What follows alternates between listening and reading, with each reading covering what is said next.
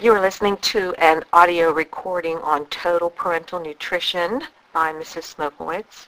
This information is from chapters 44 in Potter and Perry and chapter 40 in Lewis. We're going to start with slide 1, and slide 1 is our introduction to total nutrition. And the reason we have patients on total parental nutrition is it's a form of specialized nutritional support in which nutrients are provided intravenously to patients who are not able to take food or enteral feeding. Slide 2 is why we're going to be giving total parental nutrition. A lot of times the client's medical needs are not being able to be met through enteral feeding, so we need to give them TPN. And the reason for this would be surgery. They've had bowel surgery, they've had a trauma, and the trauma could be burn or it could be mass trauma, and sometimes they're severely undernourished and they just have a chronic weight loss. Slide 3 then is the way that we can access for total parental nutrition. Usually these are central venous accesses, and this would be through the subclavian vein or the jugular vein. Now these two accesses have to be done by a physician, so you would need a permit from the patient for this to be performed by the physician. Then we can also have it done what's called a peripherally through a PICC line, and this is a peripheral inserted central venous catheter, and this can be done by a specially trained RN, and she starts this access in the forearm, and the vessel then and the catheter is threaded up into the subclavian or the superior vena cava. Slide 4 just shows you a picture of the access sites of a central venous catheter. And you can see the one on the left shows you through the subclavian, and then the one on the right shows you the access through the jugular vein. Slide 5 shows you what is included in a bag of TPN. It is a hypertonic solution, so it is very concentrated, and it does have glucose in it. Now each one of these bags must be checked with the physician's order and verified that the added ingredient that has been placed in these is correct. Usually, again, this solution is mixed in a 10% solution of dextrose. So then you have amino acids added, which is your proteins and your nitrogens. Your lipids are added. Now these are given separately in a glass bottle. Lipids have to be given in a glass bottle, and it's white. It's about 500 cc's, and these are given separately. The lipids are not added to the TPN, but it's part of the total package of TPN. Carbohydrates are added, which would be your dextrose. It could be 5 to 70%, depending on how debilitated your patient is. Electrolytes are added, vitamins are added, and minerals are added. Each solution of TPN is mixed specific to the disease state of your patient. Example, if a patient has renal failure, there's going to be added nutrients that are different from someone who is a diabetic or someone who has hepatic failure. Burn patients are going to need the high levels of glucose. So again, each of these TPNs are matched specific to your patient. Now let's look at slide 6, and this talks about TPN administration and the safety of administration of TPN. Of course, we're going to have to do an assessment of nutritional needs. We need to know what this patient needs. We need to make sure that the patient is gaining weight whenever we're giving this TPN. Also, we need meticulous management of the central line. Aseptic technique is a must. There is no other. You've got to have aseptic technique and sterile technique when you're taking care of a central line. We also need to prevent and treat any kind of a metabolic complication. So you need to know your baseline labs or other assessment data or medical information that's going to support the needs and any reason that there might show any type of an infection. So we want to check the BUN, we want to check the creatinine, we want to check your blood sugars. You've got to know your triglycerides. You need to know any of the liver enzymes. Also, the physician's order. Safe administration is we have to follow up with collaboration with dietary and pharmacy and the physician. We must make sure that, when we have these the bags reordered, that all this information is frequently checked, and that the lab values are within normal range and the range that we want. TPN must be kept refrigerated until it's ready to be hung. We can only hang TPN one bag at a time for 24 hours. Each bag must be dated. It must have the time that the infusion was started, and we have to follow the policy of the institution where we are working.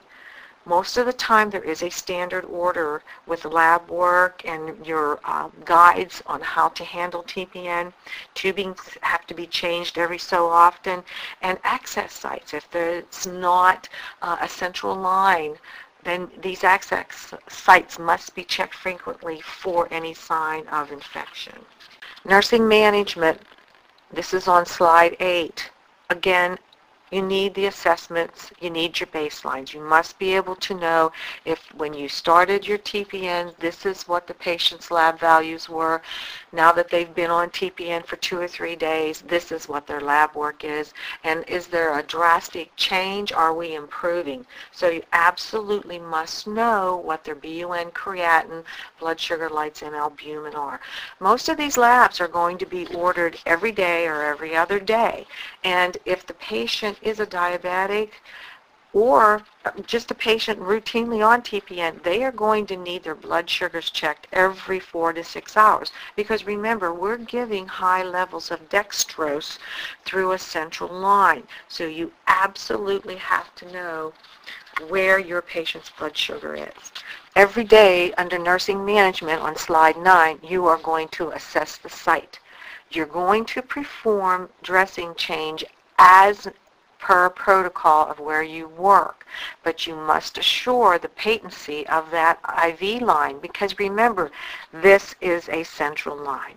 You're going to assess vital signs, intake and output, their weight, again, their capillary blood sugars, because you want to make sure that we are not having any problems with complications by giving this very potent medication. Clients should gain weight about 2 pounds per week. Now, patient's doing fine and the physician has decided that we're going to stop the TPN. Well, this has to be discontinued very slowly. When a patient is taking 1/3 to 1/2 of the kilocalories that is being taken orally, then we can start to cut the TPN in half. When the patient is taking 75% of their oral intake, then the TPN can be discontinued. Now remember, patients can be on oral intake and TPN, especially if they're a Crohn's patient. But when these patients are starting to get better and starting to take their oral food, and again, we've already talked about how you would decide which is better, 1/3, 1/2, 75%. Then you have to wean them off the TPN. You cannot discontinue TPN abruptly. You're going to put your patient into a metabolic problem. Now let's talk about complications with TPN, and this is slide 10. Infection is the most common complication. So that's why it's imperative that you do strict sterile technique when you are changing, addressing, or administering TPN. We do not want to give this patient an infection. They are already weak. They're already having some sort of a problem if they're on TPN. So we must maintain sterile technique when we are working with central lines. Another complication is called air embolism, and this is usually on when we are initially placing the catheter, which would be by the physician, or if we are discontinuing the central line, or if we are changing ports or adapters on the central line. And it's very important that you have the patient do what is called a Valsalva maneuver, which is bearing down like they're going to have a bowel movement, so that the air does not get taken into the patient. Especially you don't want them to have a deep breath in when you're changing anything, because that's pulling the air in. You want them to bear down and really hold their breath so that no air is going in whenever you are working with this central line. Another complication is hyperglycemia or hypoglycemia. And of course, this is going to depend on the reason this patient is getting TPN. That's why it's very important that we check those blood glucose levels every 4 to 6 hours on a patient. Another complication can be electrolyte imbalance, and that is why these patients are on daily lab work, and that is why you get a baseline so that you can compare your patient's lab work. Another can be fluid balance distribution problems. Another can be acid-base balance problems. So again, there's many things that we need to look at and think about when we're giving a patient TPN. Slide 11 talks about some of the catheter-related infections or sepsis that a patient could get. Some of the signs and symptoms that you would look for in a patient who has an infection is fever, chills, erythema or drainage at the site, and this would be a local-like drainage. It would be like a purulent drainage at the insertion site, or you would want to look at those elevated WBCs. How can we prevent a catheter-related infection? Is on prevention of catheter-related infection. Use aseptic technique to change the solution, to change the tubing, and of course if we're going, to be changing that dressing, which is usually changed every 48 hours, you use aseptic technique. This would include using a mask, wearing a gown, sterile gloves. There is something called a central line access kit. You do have this in your bag that you will be learning on senior level how to do this, and it must be maintained aseptic technique. Complication, which is on slide 13 that we talked about, is air embolism, and this is when air enters the catheter during catheter insertion, removal, or tubing changes. Signs and symptoms of this are respiratory distress. They are very short of breath. They're coughing. They have chest pain. They are very apprehensive and restless. They have hypotension, which means their blood pressure has dropped. Their pulse is rapid and it's very weak. How can we prevent this from happening? Is when we are working with these catheters, you instruct that patient on the Valsalvo maneuver for tubing change, cap changes, or when we are removing the catheter. And you want to check all those catheter connections that they are tight, that they are not loose, or so that they would come off. Usually they are screwed on, so make sure they are on properly. And you want to make sure that patient is in a correct position when the catheter is inserted by the physician. Now, if you would suspect that your patient is having an air embolism problem, you will place this patient on their left side in a Trendelenburg position. You will put O2 on. You will get their vital signs. You will clamp the catheter. You call the physician, but you never leave your patient. You must stay with your patient because they know something's wrong and they need you there with them. Slide 15 talks about hyperglycemia and some of the signs and symptoms. Because we are giving this high concentration of glucose in the TPN, we've got to watch their blood sugar. If their blood sugar is greater than 200, then we need to follow the plan that the physician would have. He probably would have a sliding scale for you then. If not, you will call this physician and tell him that this blood sugar is elevated. Remember, we are doing these blood sugars about every 4 to 6 hours. The patient's going to be very thirsty. They're going to be restless, they're going to be weak, and they are going to be confused.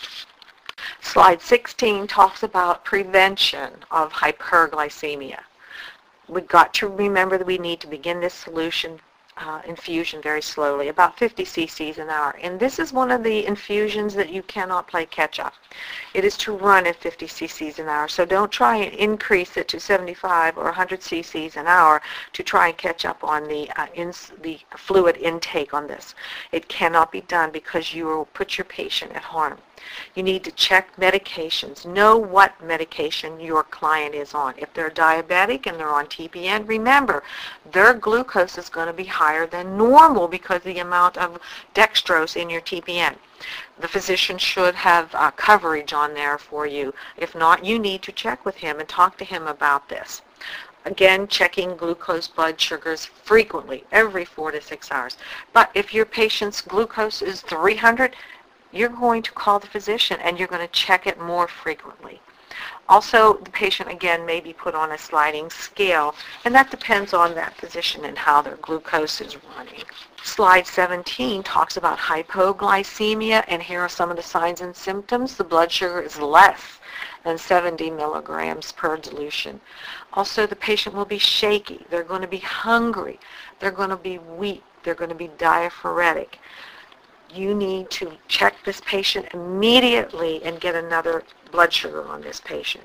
Prevention on slide 18 is know that patient's blood sugar. Gradually decrease the rate when you're discontinuing your TPN. This is why their blood sugar would drop if you're decreasing the hyper-L or the TPN too quickly.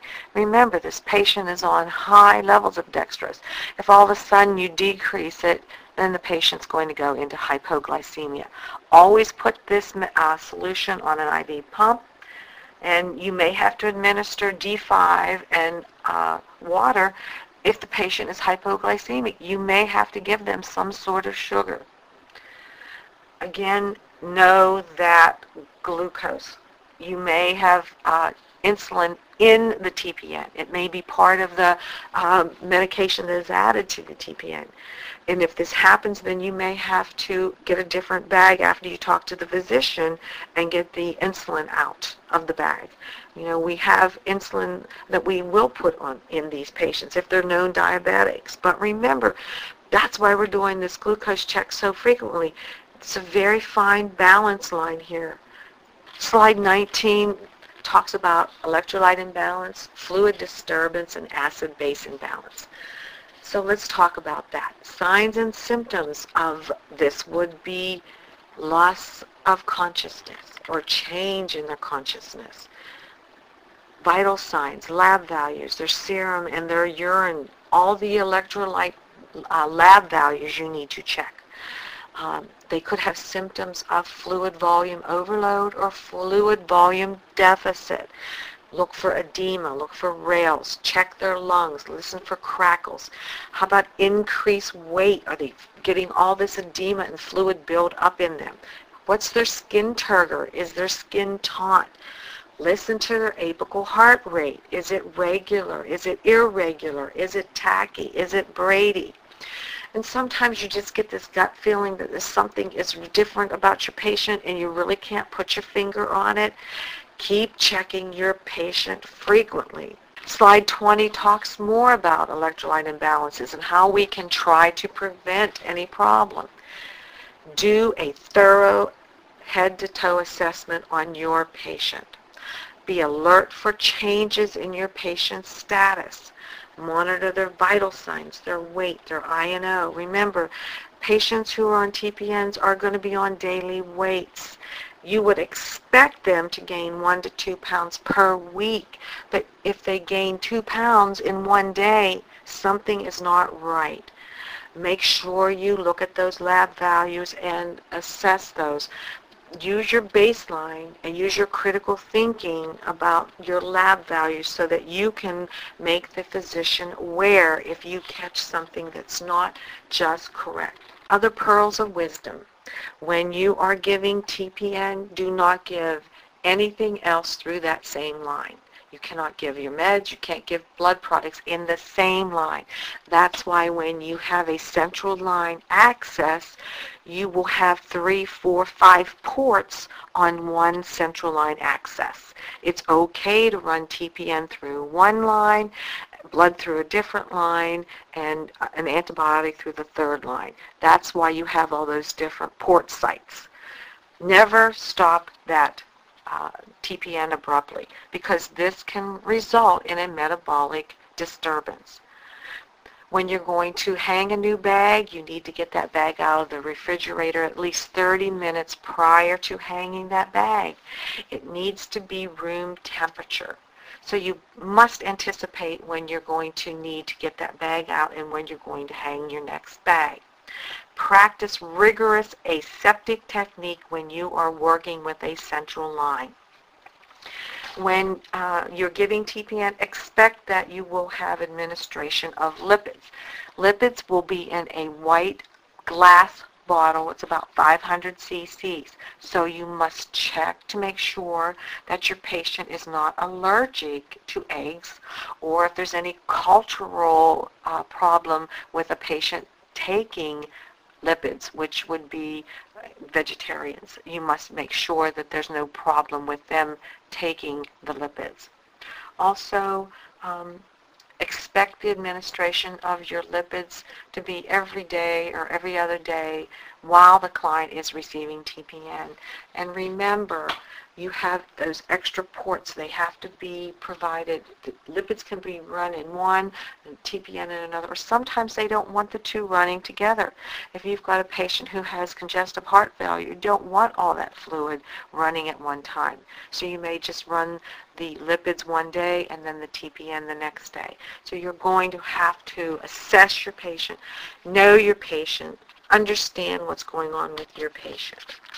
When you're looking at the lipid bottle, you want to make sure that the color is white. There should not be any layer or oil separation when you're going to hang that lipid. Check those triglyceride levels before you start those lipids. Make sure you're looking at the patient's lab work.